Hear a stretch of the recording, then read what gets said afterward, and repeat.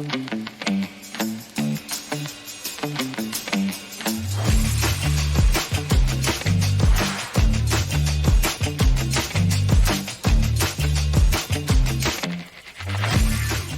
and welcome to today's discussion about our potential solutions for reducing methane emissions as a part of this Datathon. My name is Rama, and my teammate is Kanna. Our discussion will split across these three sections, namely exploration, modeling, and insights. First off, exploration. When we talk about exploration, we talk about using this data. And before we can do the exploration, we need to collect the data that was provided to us as a part of the Datathon, and then clean the data so that it's easy to use. Finally, choosing a learning algorithm that is useful, that is effective in gleaning insight from that data, and then training the model, and then testing the model with data that we already have but we didn't use for the training, and finally, testing it out in the real world or with a blind data set. The dataset that were provided to us comprised the airborne methane emission surveys from Carbon Mapper, showing the plumes and sources across the continental US and datasets pertaining to those in the form of emission figures and other relevant data. After modeling based on this dataset, we had to test our model by predicting methane emission rates from a further 20 unseen images. EDA, or exploratory data analysis, is an important first step in helping us to understand this data. By analyzing and summarizing the data sets, we can gain insight and identify patterns. This is also where we identify outliers and anomalies. And one such anomaly and data insight that we glean can be seen on this slide. The data set is from various locations based in continental US. By plotting it on this graph, we know that most of the data set is from the Permian area or the California state. And most of the emissions are within the 1,500 kilogram per hour range. So most of them are below 1,500. What we notice up here is a whole bunch of outliers in this box plot. And it's a good idea to leave these outliers out of the training data set so that they wouldn't unnecessarily skew our data. And that is one thing we learned from our EDA. Looking at the data, we also see that when we summarize the various sources, we notice these numbers jumping out at us because they're so large. But they are relatively few in number compared to the rest of the sources that are related to oil and gas. So we can't just say that coal mines and vents are the key contributor because they have a large Q plume. We also need to look at how many counts of each of these, namely the compressor, the pipeline, the tank, and well there are. And these make up about 80% of the data set. And so focusing any policy or any mitigation methods at these would probably be the most impactful. The International Energy Agency's Global Methane Tracker shows that abatement costs for vapor recovery units in most projects are above 80%. And that is the moneymaker, the motivation for our business case.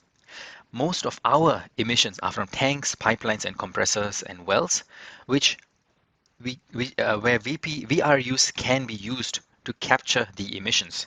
And capturing and utilizing this methane would reduce emissions and generate about $4.2 million a year for any firm that chooses to implement it. Next, we come to modeling. When we talk about modeling, we're referring to the way that the image is processed and fed into the machine learning algorithm.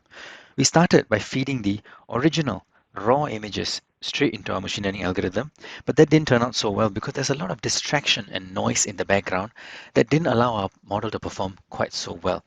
So we decided that we needed to filter out the plume information from the image. So we used various filters such as the RGB filter and the HSV filter.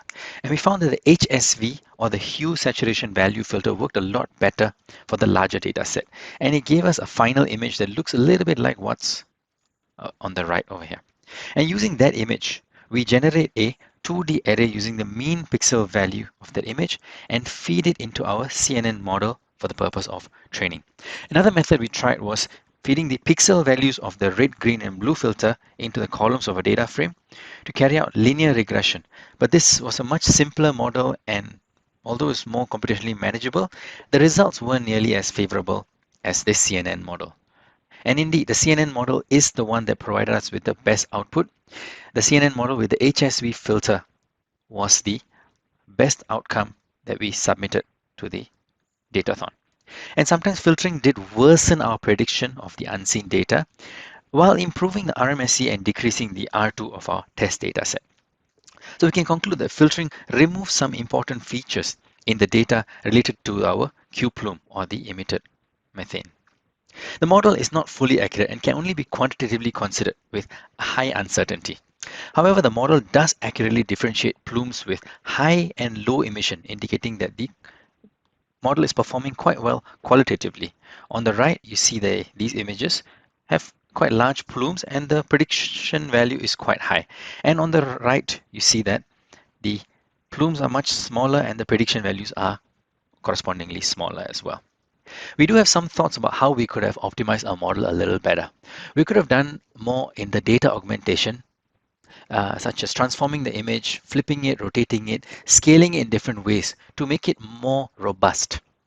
We could also have improved the image processing, doing things like filtering and segmentation, but we weren't able to do them because they were computationally more demanding and we didn't have sufficient time.